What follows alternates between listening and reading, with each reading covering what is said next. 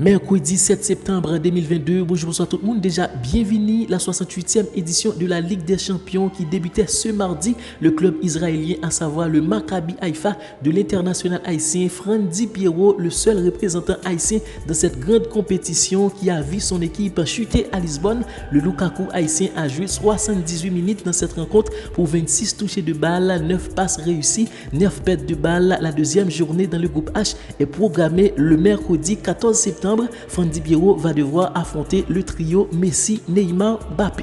La première journée de la Ligue des Champions a déjà fait une première victime. Chelsea a décidé ce mercredi matin de se séparer de son entraîneur allemand Thomas Tuchel après la défaite sur le terrain du Dynamo Zagreb mardi soir 1-0. Les Blues sont actuellement à la 6e place du classement de Premier League après avoir dépensé plusieurs centaines de millions d'euros cet été sur les marchés des transferts. L'entraîneur allemand est arrivé à son poste chez les Blues en janvier 2021 et avait remporté la Ligue des Champions cette même année. 5 mois plus tard, il quitte le club londonien après son 100e match sur le banc de Chelsea. Dans le groupe F, le Real Madrid s'est imposé sur la pelouse du Celtic 0-3. Mauvaise nouvelle pour les fans du Real puisque le club a perdu Karim Benzema sur blessure. L'attaquant français a ressenti une douleur au moment de remonter le terrain avec le ballon. Après 25 minutes, il a demandé à sortir et a été remplacé par Eden Hazard. Manchester City et Haaland déroulent à Séville au terme de début de saison canon avec les Sky Blues en Première Ligue.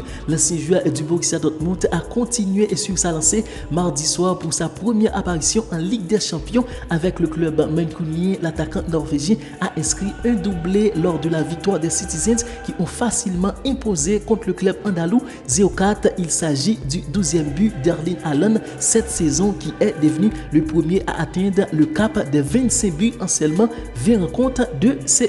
Au Parc des Princes, le PSG s'est imposé dans la douleur face à la Juve 2-1. Mbappé est déjà au point, il était l'homme fort du PSG en C1 la saison passée et il est reparti sur les mêmes bases. La victoire du PSG porte sa marque et son doublé qui a fait toute la différence au tableau d'affichage même s'il a manqué une énorme opportunité de mettre Paris à l'abri en oubliant Neymar en seconde période. Le Brésilien a lui aussi livré une belle prestation avec une passe décisive tout comme Hakimi, tandis que Marco Verratti s'est une nouvelle fois imposé comme le patron du milieu parisien. Lionel Messi lui est sorti en fin de match. C'est la première fois depuis 8 ans que l'international argentin ne termine pas une rencontre de Ligue des Champions.